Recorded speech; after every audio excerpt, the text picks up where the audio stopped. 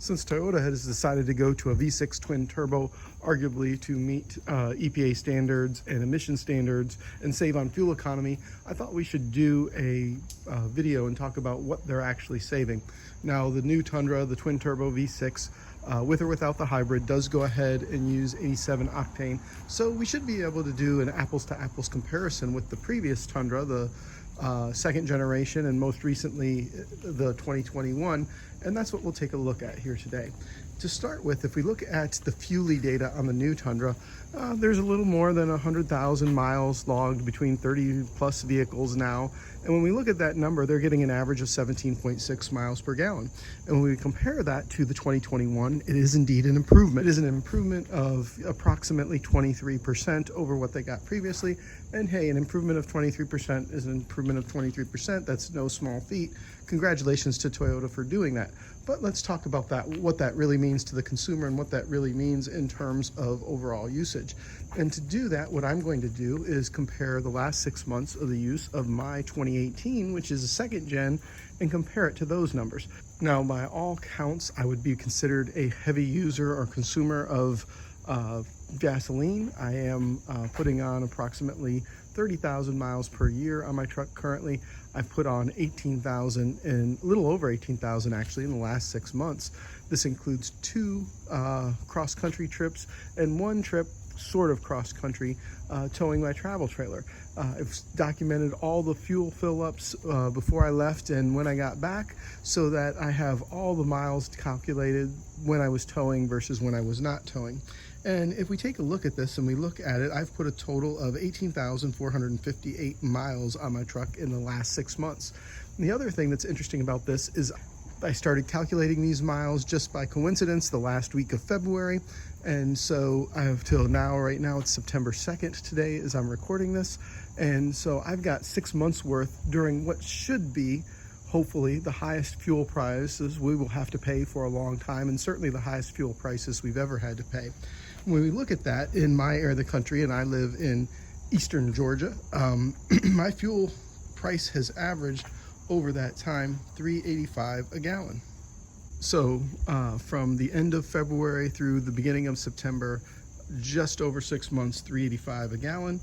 Also, during that same time period, I've traveled, like I said, 18,458 miles with my truck. And as we calculated it, 9,914 of those miles were towing. Now, when I broke those numbers down and I looked at my worst towing heading in a westward direction, that was 7.52. My best towing with a travel trailer in tow, towing in a westward direction was 10.38. And my worst travel towing in an eastward direction was 8.09, and my best was 13.15.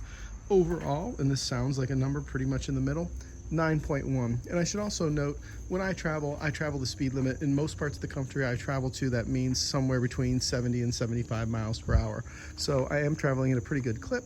I have 3 different travel trailers I've taken on trips in these past 6 months. I've taken a Lance 2375 with a gross vehicle weight rating of 7,000 pounds.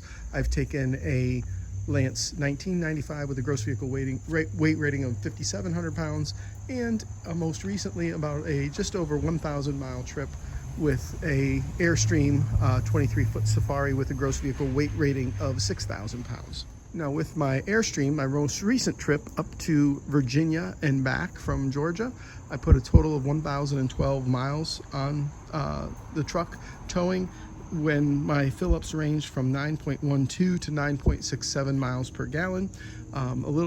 Pretty much what I would expect traveling north to south. Traveling northward, you do typically have a little bit of tailwind. Traveling southward, just maybe a little bit of headwind typically, but by and large, those aren't the same as traveling east and west, and so those numbers do tend to be more consistent. When I travel down southward to Florida, I do tend to do quite a bit better because it is so flat and such a low elevation through the state of Florida. So then it usually goes up to where I average about 10.5 traveling through the state of Florida, but I've not done that in the past 6 months. All right, so let's get into the math here. My real fuel cost over the last 6 months in those 18,458 miles was $6,566.86. And again, that was at an average of $3.85 a gallon. When you look at what I did for the 8,544 miles that I did without my vehicle hooked to anything. Now when I say without it hooked to anything, that means I wasn't towing across country, but there were several times there where I was either moving travel trailers back and forth from our storage facility, or I might have been moving my boat or Sea-Doos back and forth to the lake. So there's probably at least another 500 miles on there that was towing, but I'm not going to count that. And so we're just going to use that 8,544 as one sum, and I averaged 13.9 miles with that. Now, as it turns out, that 13.9 miles per gallon puts me right in the range of what you look at different years of the second generation Tundra typically do, which are between about 13.8 miles per gallon and approximately 14.2 miles per gallon for the 5.7 liter V8. And so I'll take that 13.9, even though when I'm not hooked up, it's probably closer to 14. So if we use that 13.9 by the 8,544 miles I've done not towing the past 6 months, what we come to find out is that I spent approximately $2,366 not towing to travel those miles. Now, if I take that 17.6 miles per gallon that we currently have on Fuelie from the new Tundra on average, and again, there are some people getting well into the 20s per Fuelie, some people getting down into the low teens, and I assume that has to do with driving habits and towing, etc.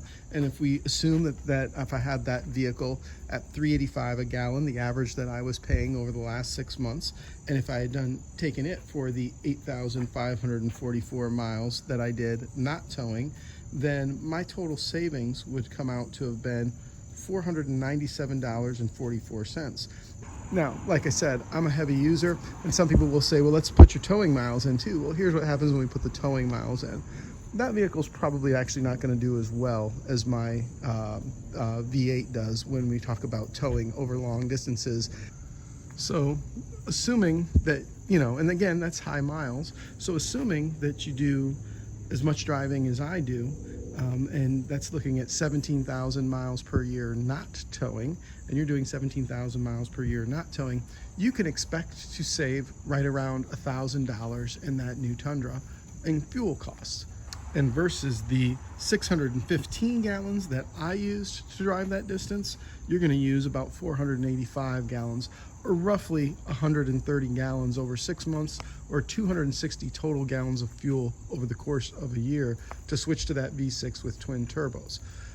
So the cost of buying a new Tundra, when you look at some of the dealer markups that are still out there, when you look at what sellers are doing to the TRD Pros, listing them over 6 figures to go ahead and get one, think about all the things you could do and all the finances you could save, and the total fuel economy you're actually saving, especially for those people that don't do a whole lot of driving. It's really minimal. It really doesn't make any financial sense, and we all know it never makes financial sense to buy a new vehicle for cost savings. Now, if you go back and you say, well, I tow as much as you do.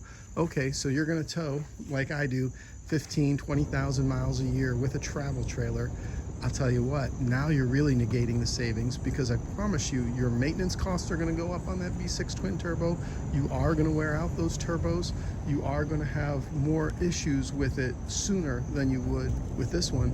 But the real answer is, you're also not going to get the same MPGs. You're just not. When we tow and we have more displacement, the vehicle actually becomes more efficient over long distances. When you see these tests that are done over short distances, it's not an apples to oranges comparison. And so I hope you found this information useful. If you liked it, please hit like and subscribe. Please feel free to comment and let me know what you thought of it.